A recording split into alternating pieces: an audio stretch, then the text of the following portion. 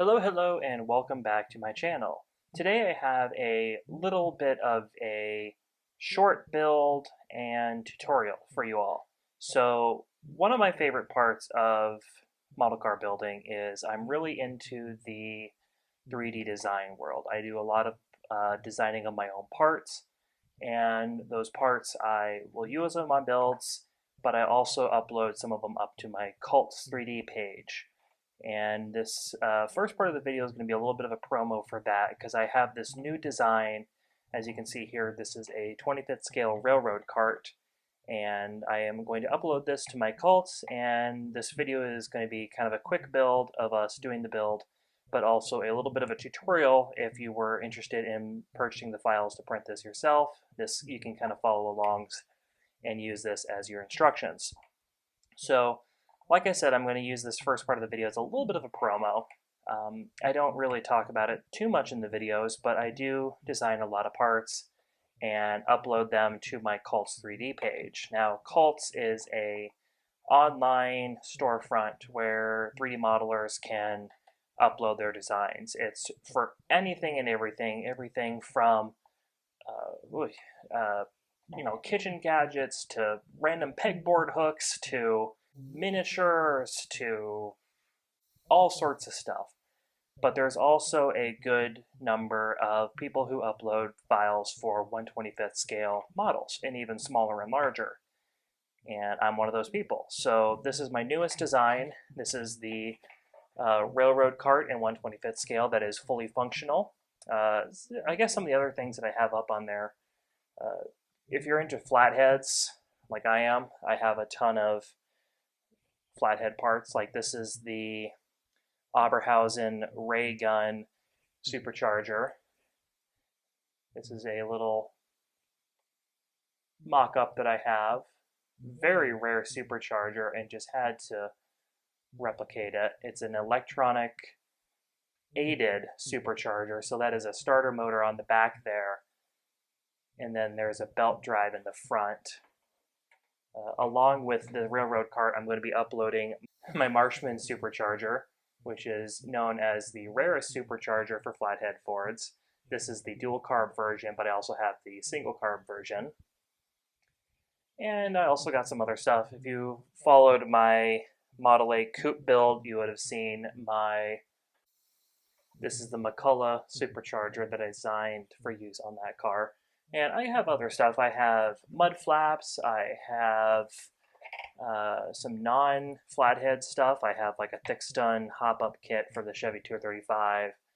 I have an antique engine hoist. I have all sorts of stuff. But currently I only do sell the 3D files. It is a dream of mine and a goal in order to open up a storefront and actually sell prints. That is currently not available. Hopefully it'll change in the future, but right now it's just the 3D models. So if you have a 3D printer and you're interested, I have a link for my cults page down in my bio. And otherwise, we'll just get into this little build. So here's the railroad cart. And if you were to print this yourself, you're going to need these parts here. You're going to need, of course, the deck, which I'll give you a little close up. So this is a early 20th to mid 20th century style railroad car. I don't know the exact date. Can we focus? That is not in focus as much as you want to think it is. There we go. So I designed this off of a real cart, used real measurements, and got it pretty darn close to the actual design. So we have that base, and then you're going to need the wheels. There you go. And then there's also going to be the casters. So what we have here, where's a good pointing stick? We'll use a paintbrush. You're going to need 2 of these caster caps, though if you're like me and you are prone to losing things, print a few of these. I print probably like 4 of these just because they are tiny. And then you're going to need 2 of these caster the casters themselves, then 2 of the caster wheels, then 2 of the main wheels, and up to you how many of the handles you want. There's, of course, room for 4 of these. I've seen setups where you just have one post there, and it's a two-handed setup, or you can go without them. So at the least, you're going to need one deck, 2 wheels, 2 caster wheels, 2 casters, and 2 caster caps. Now, there's not really any pre-assembly here. The one thing I might do, which does make it a little easier, is you can add, before we get into that, you are going to need some non-3D printed stuff. So you're going to need something for the axles, and I designed these to work with 1/16 scale, 1/16 inch, 1.6 mil diameter rod. You can use styrene, brass, steel, whatever.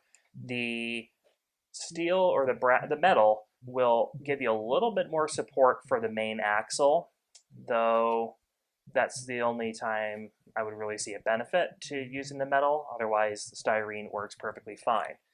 Now, one thing I did notice, I printed a few of these through the testing process, and these little holes on the ends here where your casters go through are the same diameter as the wheels for the caster, or the hole for the caster axles and the main axle. However, because this is a little bit of a thicker piece, some printers may have difficulty with that. I printed a few of these, and with one of them I did notice that they are a little bit smaller.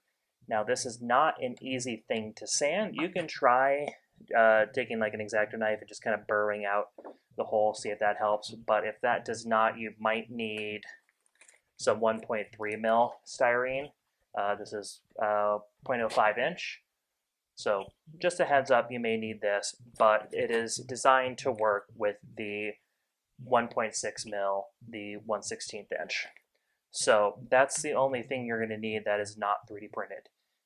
I could theoretically do that, but trying to print long, thin rod is just asking for warpage. So you might as well just use the styrene rod. And also, bonus plug, if you do use this, or if you do end up having this size rod, this is the same rod that I used for my vintage roof rack that I used on my 56 Chevy. So you can also grab that file in order to print, and then use the styrene rod for that as well.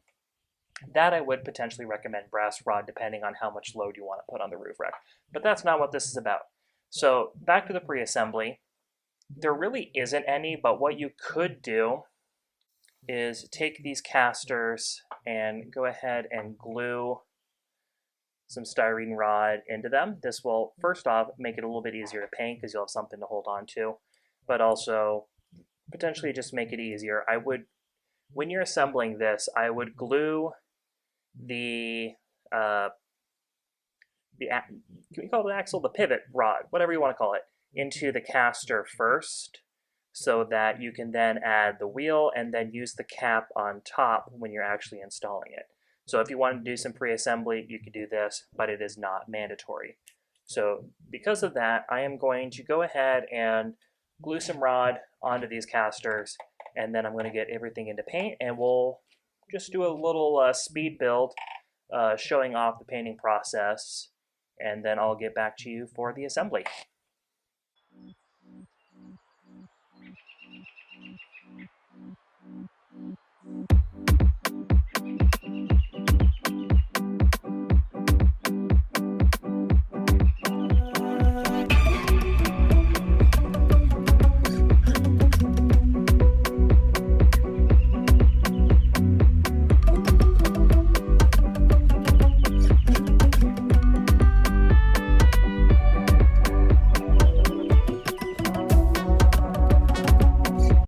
So I went ahead and glued the styrene rod onto these casters. As you can see, I left plenty of excess material there so that I could go ahead and clamp that for painting, and then also so that when you're installing these, there is plenty of extra for you to trim off when you are doing that. So I did design these handles to be removable, but if you did not want them removable, you can, of course, glue them in place. But if you want to have them removable, the tolerance is fairly tight. so that they could be removable. So I would recommend masking off that little post right there. And it's not the easiest thing, unfortunately, but I did figure out this, I don't know, porcupine looking thing. I just went ahead and taped the little posts and then taped them to the block in order to make it easy to paint. If you're brush painting these, obviously it's not as much of an issue, but if you are spray painting or airbrushing, this will make it a little easier, hopefully. So I'm going to go ahead and get the base layers painted on all this, just a base layer of tan on all the wood components, and then I'm going to do probably a base coat of black on the wheels and the casters, and then we'll get into the actual painting. Alright, so I have everything back from paint. As you can see, this is all just the base layers.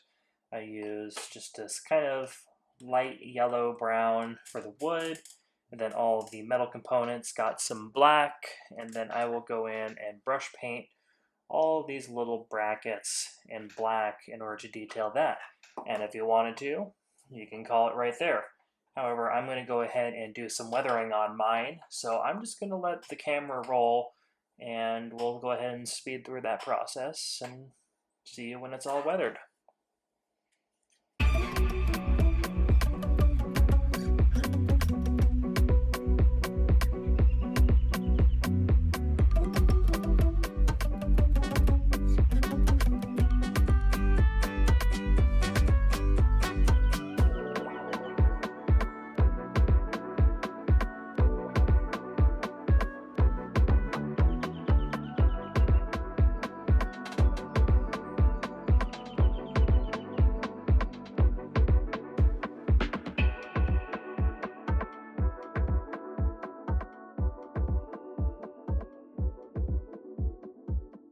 A little longer than a few minutes later. Alright, so I have a lot of the weathering done, and now would be a good time to show you the assembly process. So we're going to go ahead and start off with the main axle. So I'm going to go ahead and grab my 1.6 mil styrene, and we're going to go ahead and measure out a good length for the axle. So we're just going to test fit. Make sure it goes all the way. Come on. There we go. And then I'm going to grab. Alright, so I have a Sharpie. I'm going to use to mark out the width of the axle.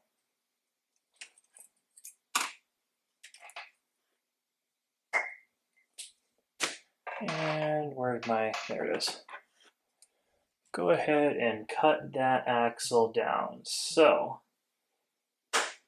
the way I designed this is you don't need any caps for the axle.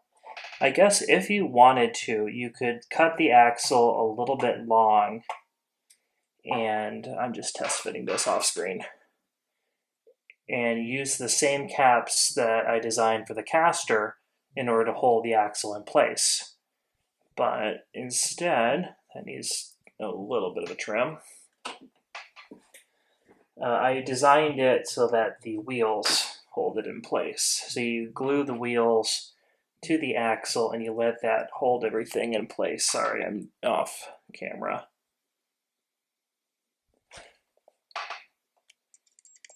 There we go. So that's just dry fit now. So I'm going to go ahead and take my wheel, make sure I have the clean side since I didn't do a great job sanding off the supports. And then this just gets fed over the axle. And then you'll do the same on this side. Once again, clean side out. Feed it over the axle. Hold on, a little bit of paint got in there. Then go ahead and feed the axle through. Then you go ahead, I say go ahead a lot, press those axles out, make sure that looks good, other than the fact that it was probably off camera and blurry. And once that is kind of held in place by friction, I'm going to go ahead and take some glue, a little bit glue on the paper clip, get a good pearl of glue on there, and we'll just go in and add a little bit of glue to the inside of the axle. Now, what you could also do if you have this is if you have some super thin glue, you can just use that instead. But be careful with the super thin because you don't want the glue.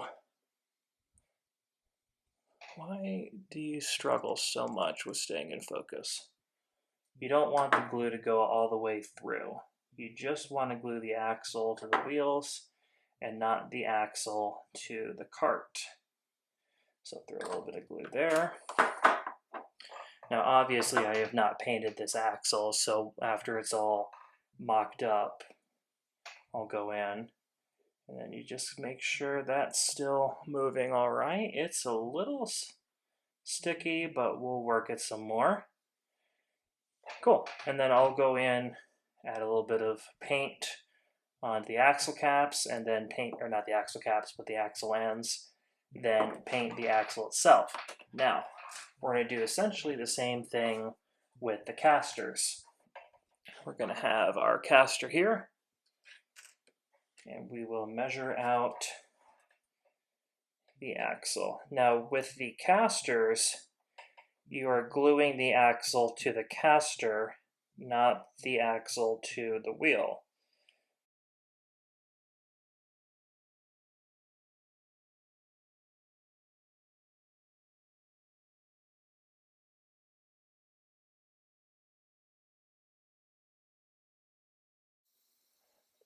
So here we had that caster with the pin pushed out, and then we just go ahead and feed the wheel on. Now this thing was so tight, the tolerance, that I actually am not even going to glue this in because this is actually press fitting quite nicely. So I'm just going to leave that as is. Make sure the wheel still spins. It's going to take a little bit of finessing, but there we go. That's spinning better. So I will preface this by saying this is going to be the most complicated part of the assembly because we have this absolutely tiny cap that is going to go onto the styrene in order to hold everything in place. Now, as I'm trying to get this unstuck, I will attempt to show you, though I don't expect you to be able to see, but this is a concave shape. So currently facing the camera is an indent that slides over the piece of styrene in order to hold the caster in place. And that is so you are going to be gluing the cap on so that there is no glue holding the piece of styrene to the cart itself. So obviously this is going to be too tall, so we're going to go in and we're going to trim it. And you want to make sure you give yourself enough exposed styrene for the cap to bite onto, but also not too long that it's sloppy. So I'm going to go ahead and measure with my Sharpie just below where the wood planks are. So if that is where if that's where the wood planks are, I'm going to measure just below it, and that's where we will cut. Now this was a pretty hard thing to show on camera, but I will attempt to do it again. So there's our mark. I need to find it and do a little trim. Now that looks pretty good. So I would say, yeah, that looks pretty good. Go ahead and dry fit the cap on. Yeah, okay, so there it is, dry fit on. I'll see if I can show you. It's tricky right now trying to make sure the caster doesn't fall out at the bottom. That's okay, take your time. There we go. So right by my pointer finger there is the cap, and then there's just a tiny bit of a gap between that cap and this bracket right here, which is perfect because you want a little bit of give there to make it easier to move.